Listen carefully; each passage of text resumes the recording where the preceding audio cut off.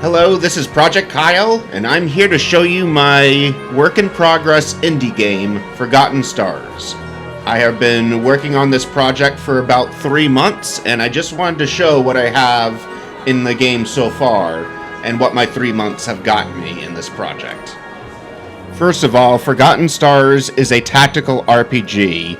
It was based upon my love for games like Fire Emblem, Triangle Strategy, Lost Eidolons. Basically any game where you could not only have a chessboard layout for your combat, but also get to hang out, build bonds and friendships with your team.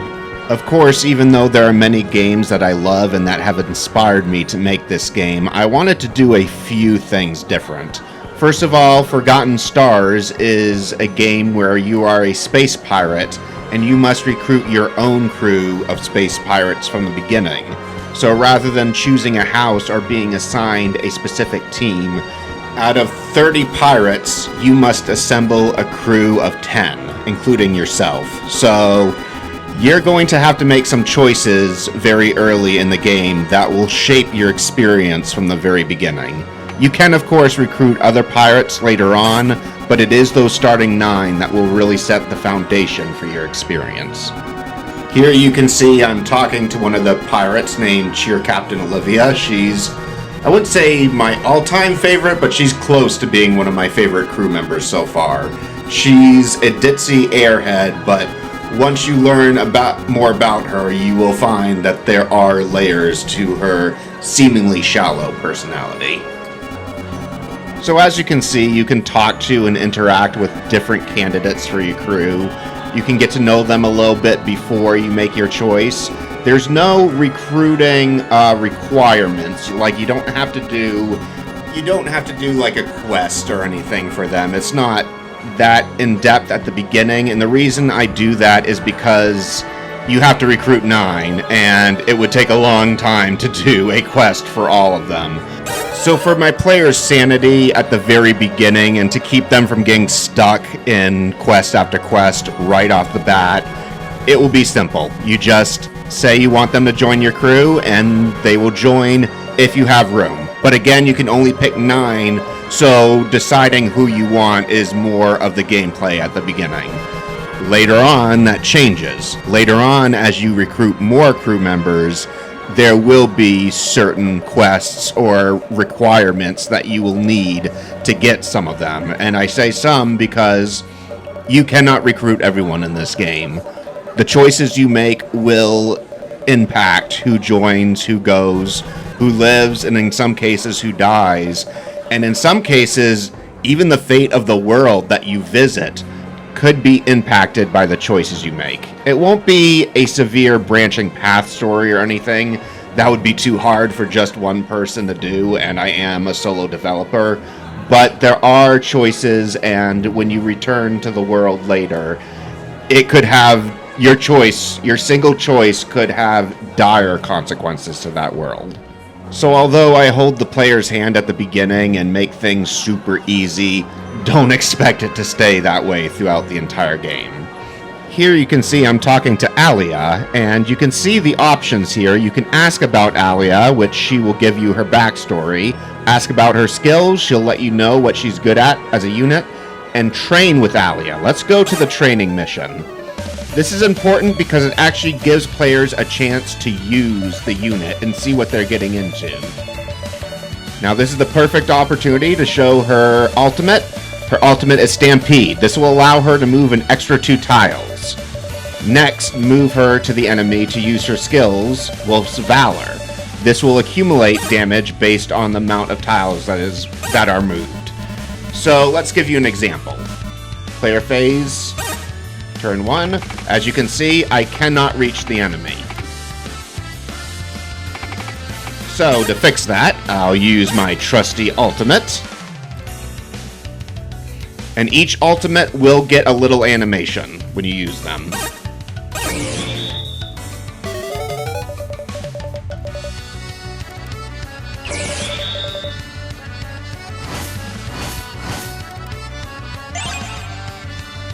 Alright, now let's see how far she can move.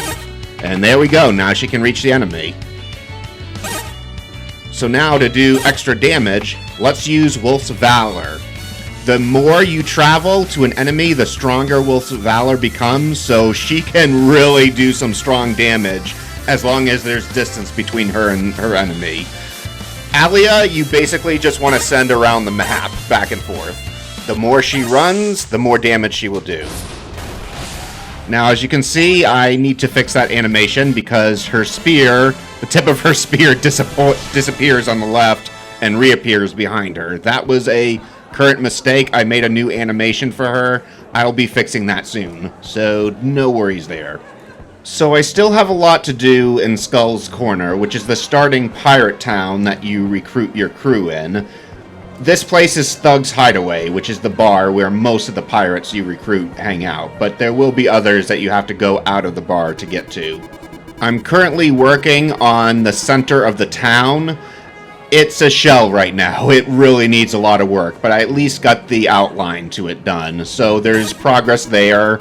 I think next we should head to the ship to show some of the bonding events that I've come up with so far. So let's go to the next take. And here we are.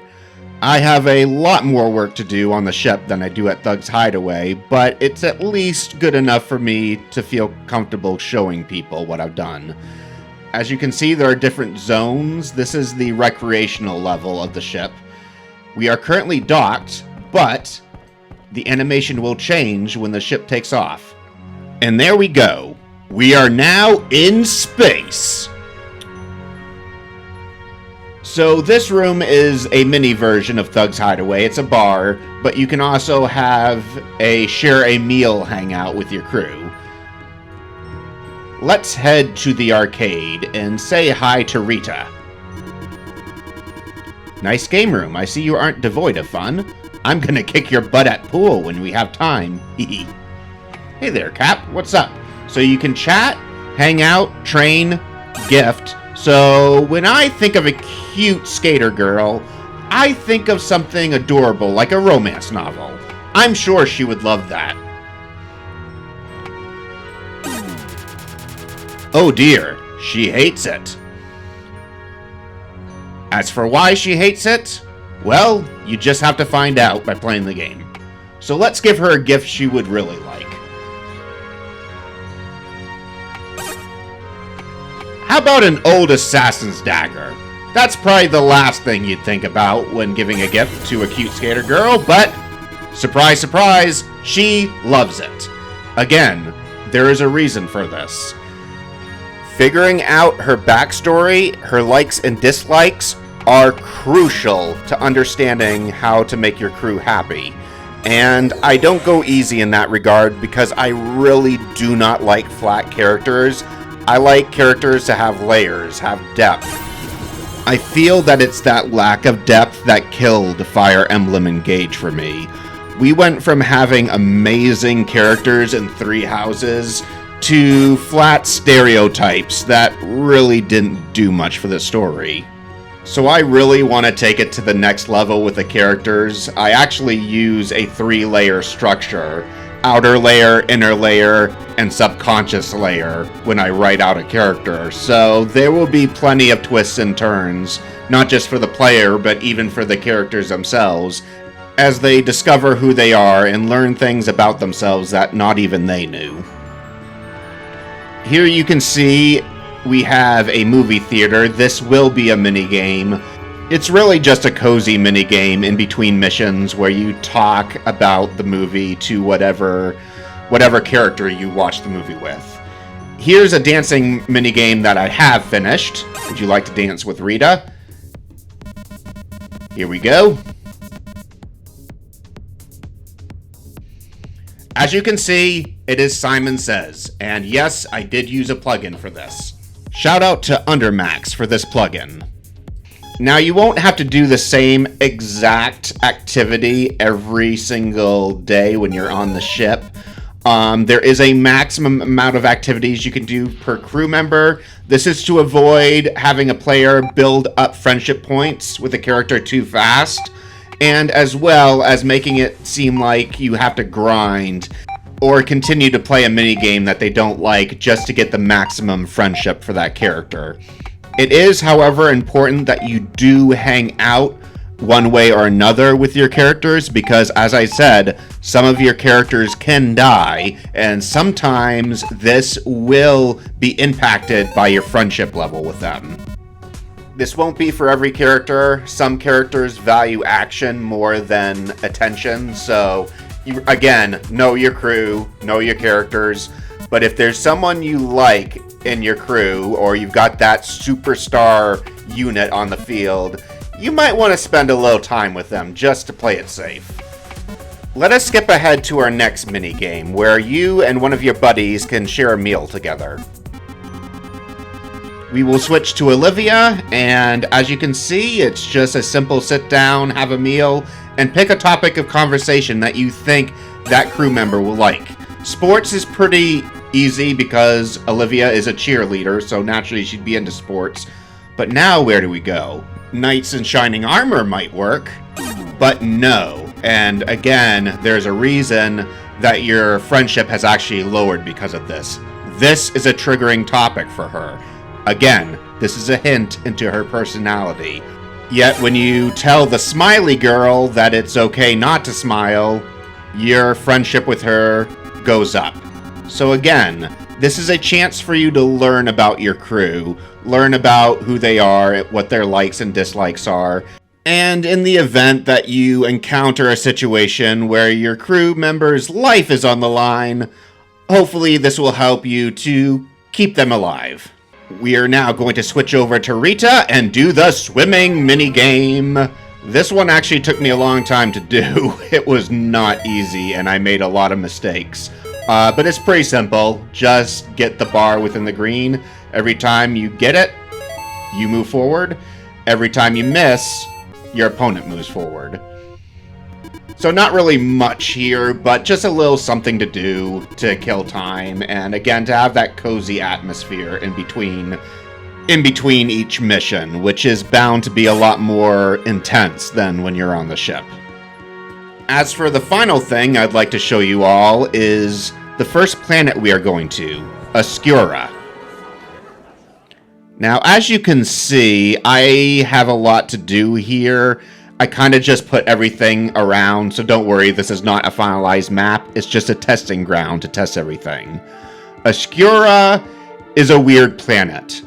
It is a children's book gone horribly wrong. I even have the characters speak in rhymes on this planet, so it's very poetic, but hard to understand. There are reasons for this. There's a mystery of what happened to this world, and if you discover it, then you can save the planet. If you don't discover it, then you must make a choice, and that can actually destroy the planet, or just keep things the way they are. As you can see, the trees have eyeballs, the flowers have faces, even the stone faces carved into the cliff have eyes, and they follow you no matter where you go, and that is something you will notice on the entire planet. The planet is watching your every move. So I look forward to get more into this part of the RPG. I'm really looking forward to Oscura and revealing the twisted story that lurks underneath. So those are the basics that I have accomplished within the 3 months. I'm planning to only use my art, so some of the stock assets that you saw will be removed. I have 9 crew members that you can talk to and recruit already. I didn't show all of that because it would have taken a while, and I don't want to give too many spoilers, but that was the biggest accomplishment for me, just getting all that dialogue ready for the very beginning. I have a few scenes which I will not show because spoilers, and I'm also going to show the battle system more in detail later on, but I think that will deserve its own video when I'm ready. So hopefully maybe the next monthly update I do on this game, I can do the battle system, but we'll see where it goes. And that's it. To all of you, thank you so much for watching. If you want to see more Forgotten Stars updates, please consider pushing the subscribe button. On that note, this is Project Kyle signing off. Farewell.